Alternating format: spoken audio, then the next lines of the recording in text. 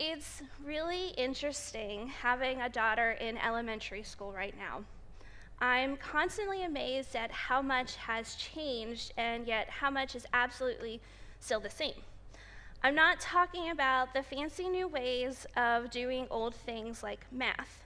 New math is even more confusing than old math, and I'm still hopelessly trying to figure out how to do old math. I'm talking about the age-old playground rhymes every child somehow picks up. The things no one remembers teaching, but somehow everyone knows. Ring around the rosy. I'm rubber, you're glue. And of course, sticks and stones may break my bones, but words or names will never hurt me.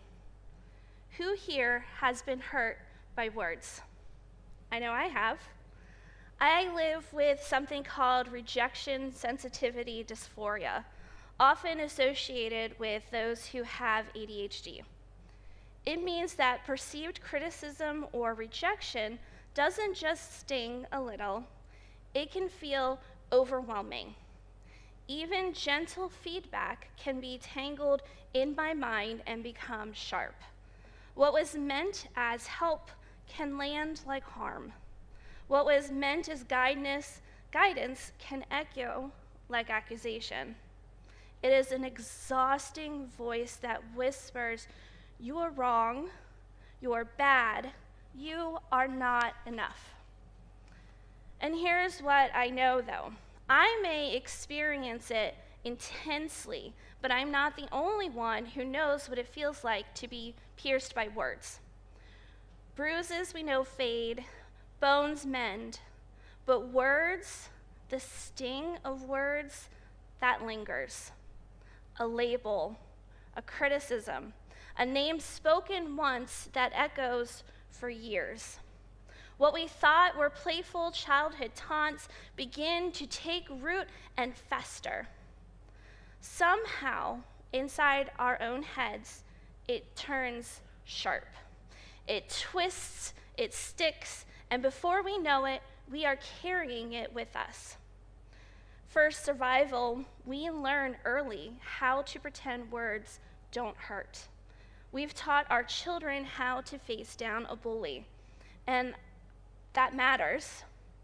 But somewhere along the way, we also learn how to wield words as weapons.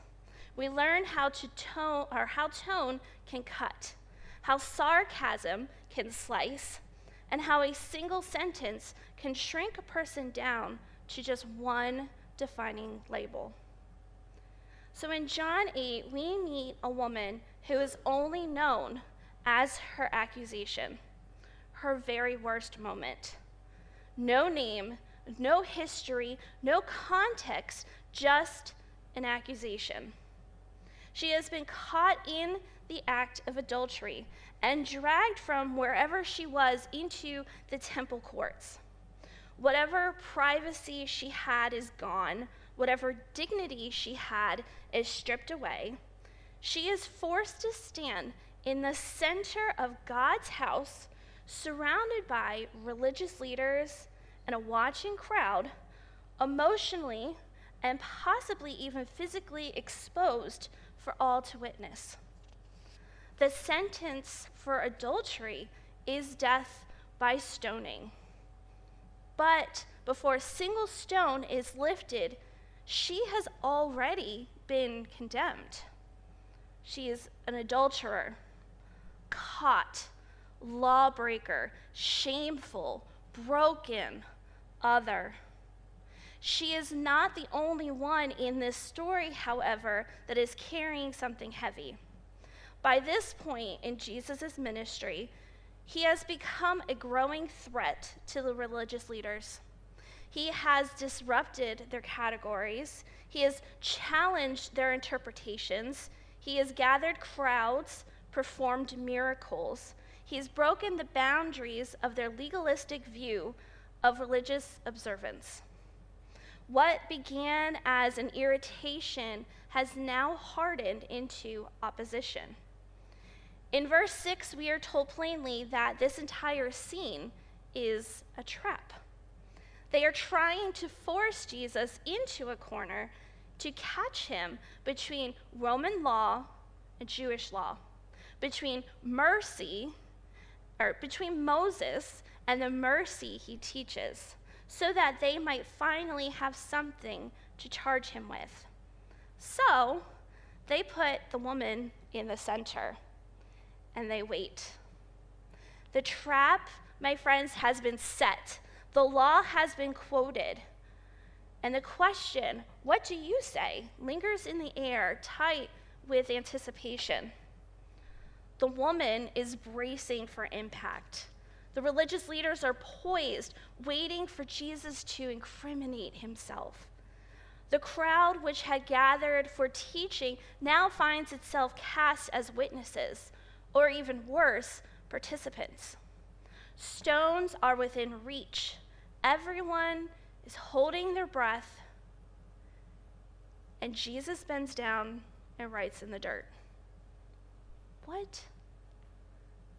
He lowers himself beneath the shouting, beneath the hatred, beneath the accusations and the trap, and he runs his finger through the dirt. In a scene thick with heat and urgency, the kind of courtroom drama that Hollywood would spend millions to recreate, Jesus chooses stillness.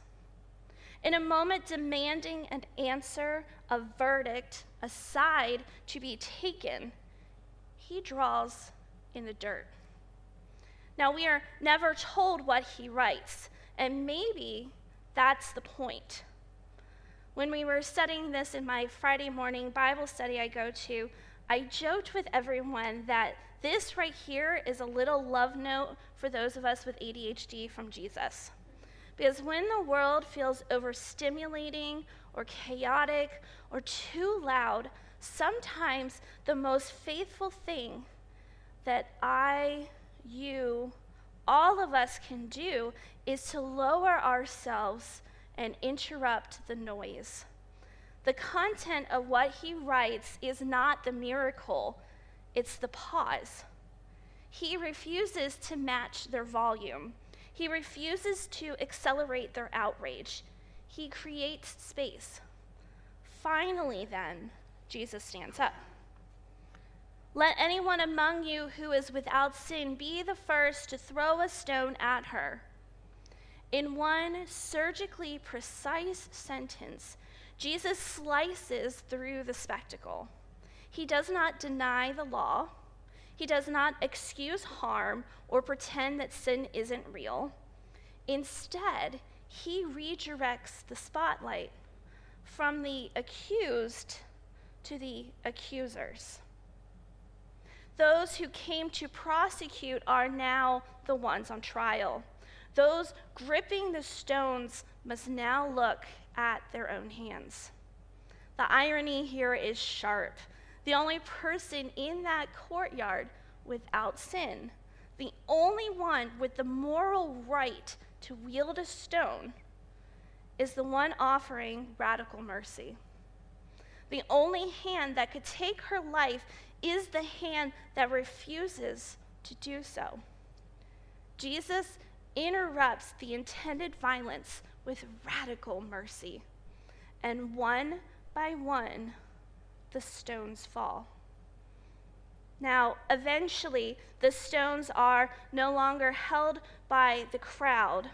The violence they rehearsed in whispered accusations and public shame now is going to turn towards Jesus. The world comes for Jesus. He is dragged, beaten, mocked, nailed, not for what he has done, but for the sins and the brokenness of all of creation. And yet, he does not retaliate. He does not strike back. The one qualified to condemn takes the blows instead. He's carrying the weight of the world with open hands, not clenched. There is no room for petty self-righteousness or vengeance on Golgotha that day. The religious leaders have gotten what they wanted. The crowds have lost interest in the spectacle. The disciples and the followers are in hiding, fearing for their lives. Jesus is now left alone, hanging, vulnerable, stripped bare for the whole world to see. His accusation hangs above his head, King of the Jews. If anyone ever in the history of humanity had the right to seek vengeance, it was Jesus on the cross. Instead of condemning, he cries out for his accusers' forgiveness. Father, forgive them, for they do not know what they are doing. Jesus absorbs violence with mercy. We tend to absorb violence with self-protection. When we are wounded, we brace. When we are accused, we defend.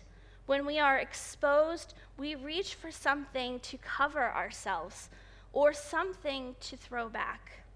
Forgiveness is rarely, if ever, our first instinct.